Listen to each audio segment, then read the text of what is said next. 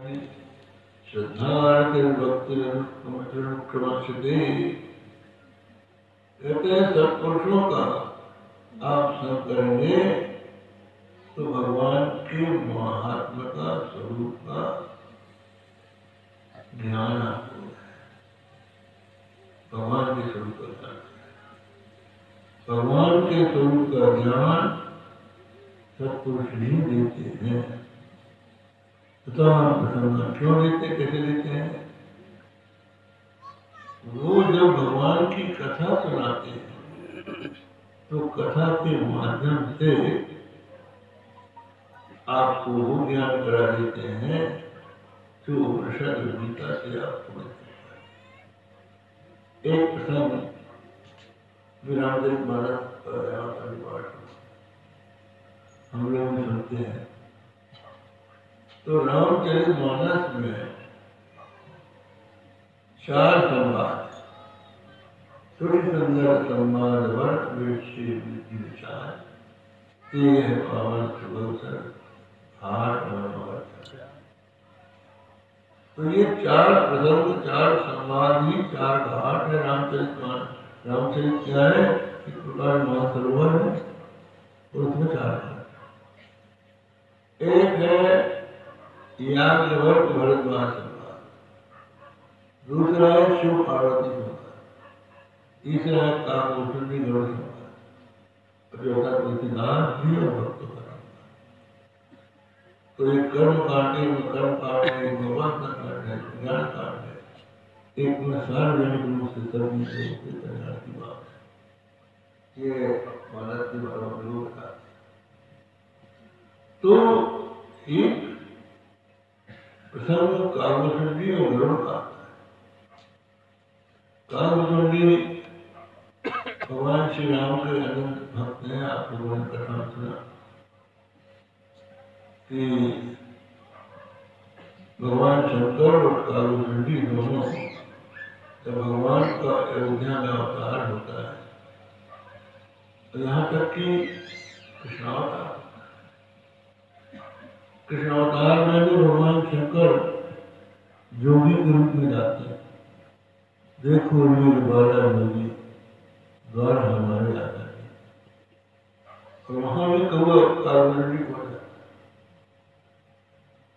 सूरदास ने कहा है काग के भाव कहा करिए हरि हाथ में ले गए माखन रोटी। भगवान के हाथ में मक्खन रोटी थी तो काग जी ने सोचा कि खुद ही खा जाएगी हमारी प्रसाद नहीं हो तो छीन गई। कैसी बड़ी कथा आती है कि भगवान श्री रामचंद्र जी आंगन में खेलते खेलते हुआ खाए जिसको हम लोग मालपुआ खा रहे थे। इतने में क्या होता है कि काकभूषणी आ जाते हैं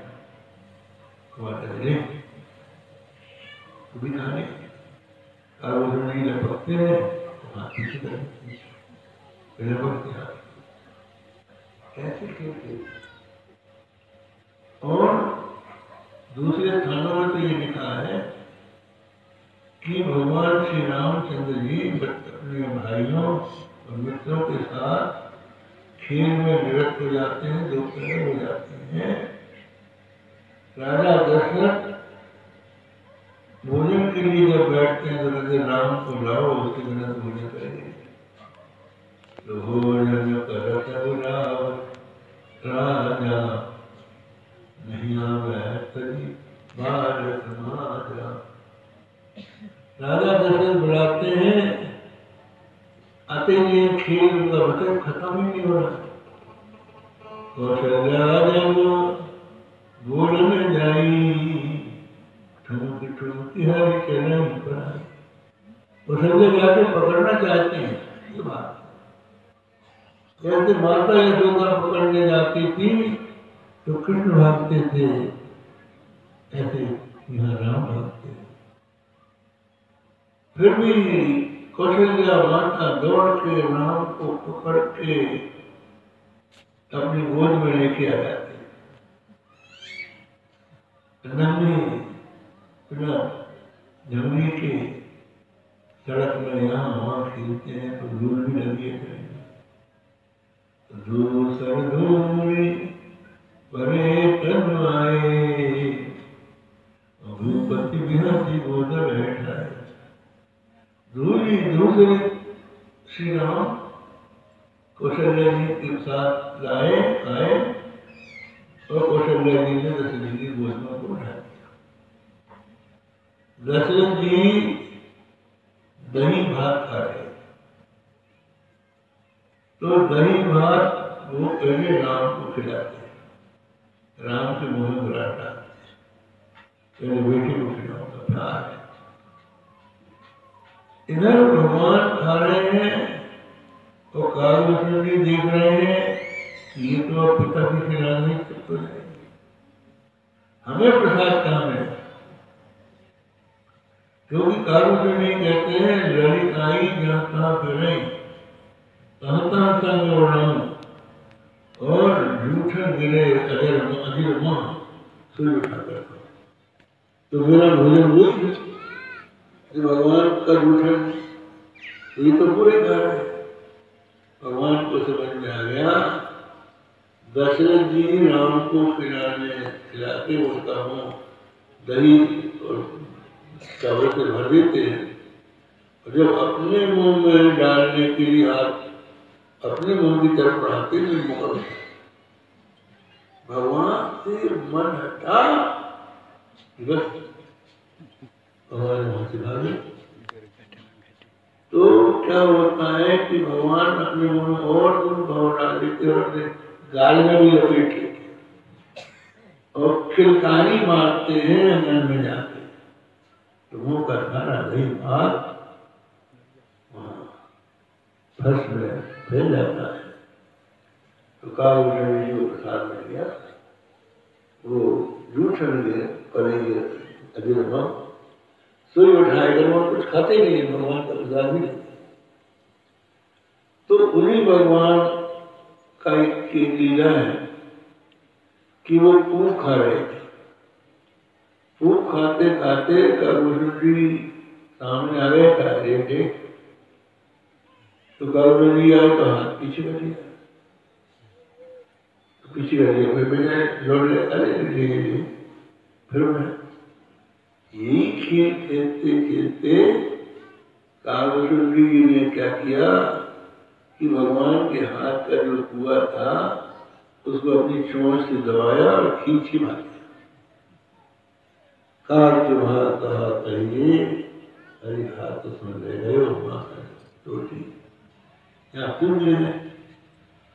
अब कालभूषण जी अब ले गए तो भगवान ने रोना शुरू किया, हमारा भूख ले लिया, हमारा भूख ले लिया। उसे नहीं आई, क्या हुआ बेटा? अब वो कौवा ले लिया, हम दूसरे व्यक्ति के लिए हमको तो वही चाहिए। दशरथ जी आए, उनका बेटा क्यों रोने का, हमारा भूख ले लिया। तो कहाँ चला गया, पता नहीं कहाँ चला गया। सब परेशान हो गया। विवाद राम का रोना बंद नहीं हुआ, हम तो वही पूछ लेंगे जो हमसे चीज के ले गया है। इतने में नारद जी ने गरुड़ जी को बताया कि देखो तुम्हारे एक पक्षी ने राम का पूछ छीन लिया है, वो बचा रहो। तो गरुड़ आए, गरुड़ ने देखा कि एक पेड़ में बैठ के और ये श्रीमान जी कुतर कुतर फूंक रहे। तो गरुड़ जी चल दे अपना वापस। तो राजा की आज्ञा, गरुड़ पक्षियों के राजा की आज्ञा के कारण फूंक उठाया तो उसमें और रामचंद्र जी के पास ले गए। तो भगवान ने अच्छा अब ले गया। अब भगवान ने कहा था भाई कोई बात नहीं, तुम लेने तो लेने अब खाओ।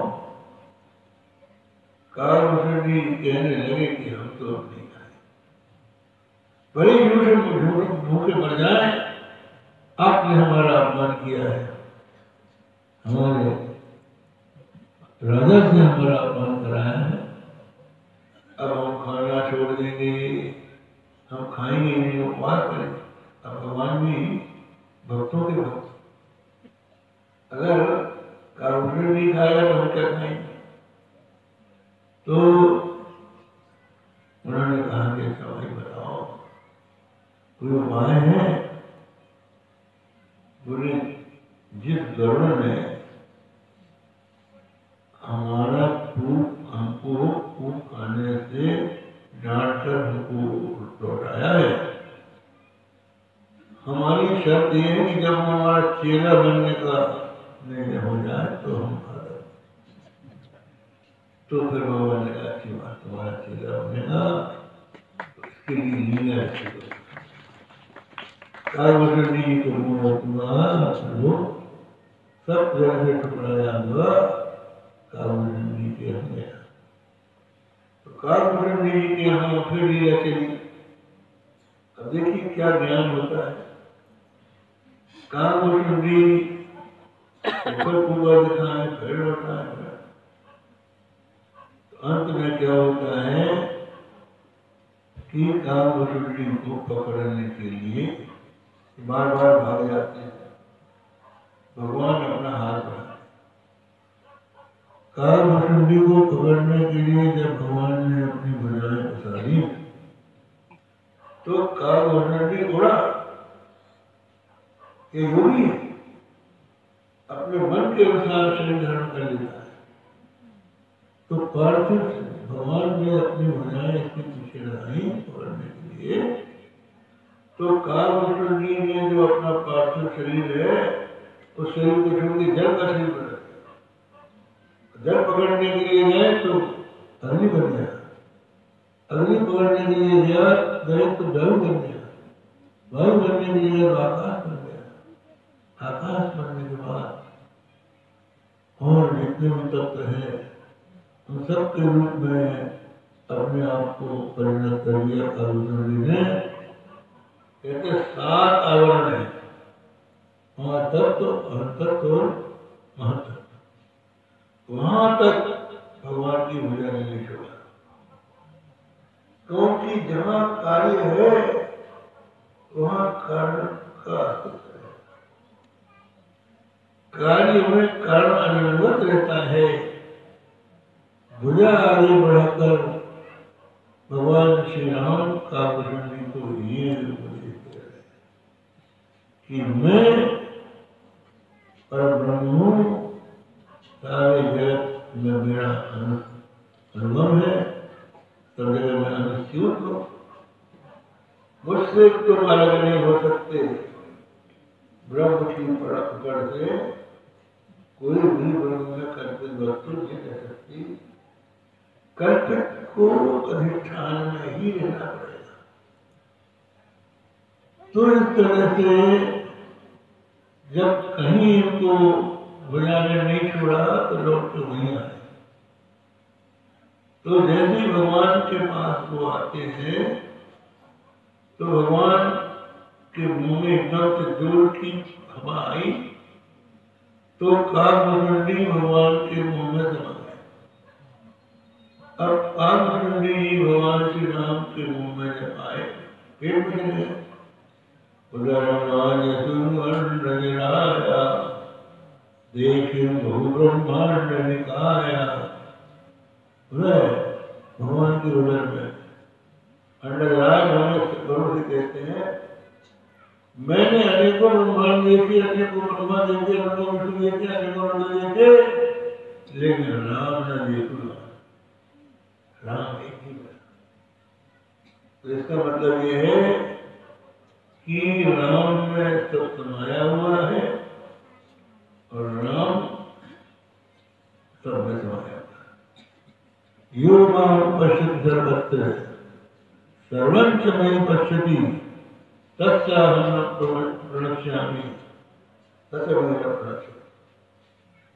राम ने देखना इसमें दो बातें आती कि सारे ब्रह्मांड में अलग अलग संसार दिखाई पड़ा, अलग युग दिखाई पड़े, अलग अलग ब्रह्मा विष्णु नहीं दिखाई पड़े, लेकिन राम एक ही है। इसका अर्थ यह है कि राम अपने पारमार्थिक ब्रह्म रूप में उससे उसमें सर्वत्र है और सत्पुरुष है। और अगर हम उसका व्यावहारिक रूप लेते हैं कि श्यामल कोमलांगम, जो भगवान का बाहर रूप है, वो दूसरे को दूसरा नहीं दिखाई।